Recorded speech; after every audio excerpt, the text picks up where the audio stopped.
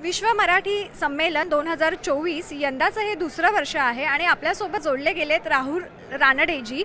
त्यांच्याकडून आपण आजच्या संमेलनाविषयी जाणून घेऊयात। सर, आजचं कसं वाटलं संमेलन, काय विशेष?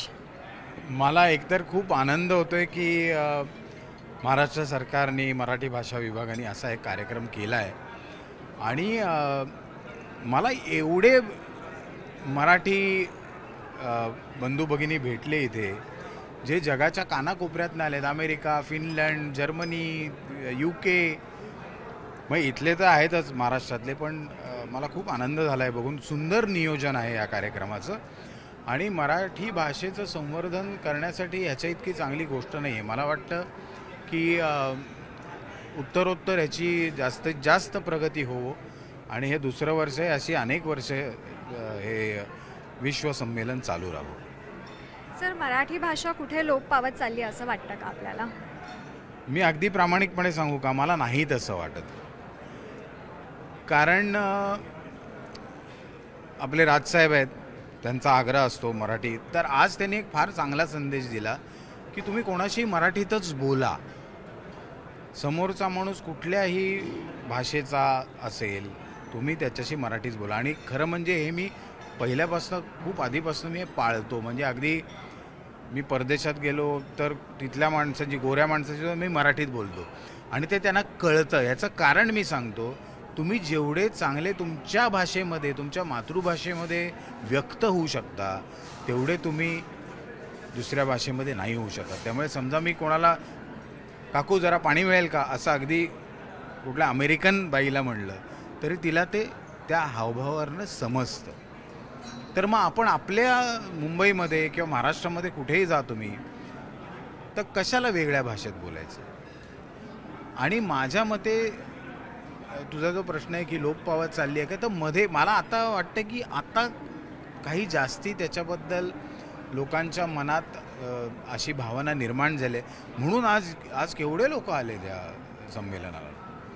तर मी खूप आशावादी आहे आणि मला नाही वाटत मराठी भाषा कधीही लोप पावेल। आपल्या इकडे मराठी शाळांचं कमी झालंय प्रमाण आणि परदेशात तेच प्रमाण वाढतंय दिवसेंदिवस, तर त्याबद्दल तुम्ही काय? नाही, आत्ताच दीपकजी केसरकरांनी हे जाहीर केलं की या वर्षीपासनं 1ली ते 10वी सगळ्या शाळांना, सर्व विद्यार्थ्यांना मराठी हे कंपल्सरी केलेलं आहे। त्यामुळे ही खूप आनंदाची गोष्ट आहे की नाही ते मराठी भाषा तुम्हाला बाजूला ठेवता यायची, आता तसं नाही होणार। त्यामुळे होईल, हळूहळू निश्चित होईल। सर, ज्ञानेश्वरीचं जे लोकार्पण झालं त्याविषयी आपण काय सांगाल?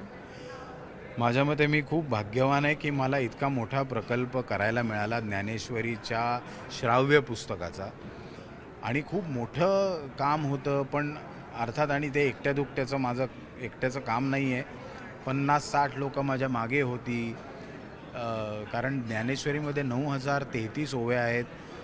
साधारण 52 तास लांबीचं हे श्राव्य पुस्तक आहे। त्यामुळे ते गायक, तंत्रज्ञ, मंत्रीगण, मंत्रालयातले कर्मचारी, राज्य मराठी विकास संस्थेची ही निर्मिती आहे, त्यामुळे तिथले सगळे कर्मचारी यांचं प्रचंड सहकार्य मला लाभलं। सुभाषजी देसाई हे तत्कालीन मराठी भाषा विभागाचे मंत्री होते, त्यांचे सचिव उमेश वाघ, राज्य मराठी विकास संस्थेचे कार्यासन अधिकारी गिरीश पत्के आणि असंख्य हात याच्यात लागलेत, त्याशिवाय एवढा मोठा प्रकल्प होऊ शकला नसता। आणि आज त्याचं लोकार्पण झालं, याचा खूप आनंद आहे।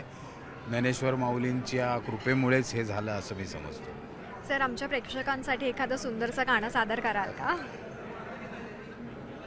माय मराठी तुझिया पायी, तन मन धन मी वाहियले। तुझिया नामी तुझिया धामी, तुझिया नामी तुझिया धामी, अखंड होऊन राहिले माय मराठी।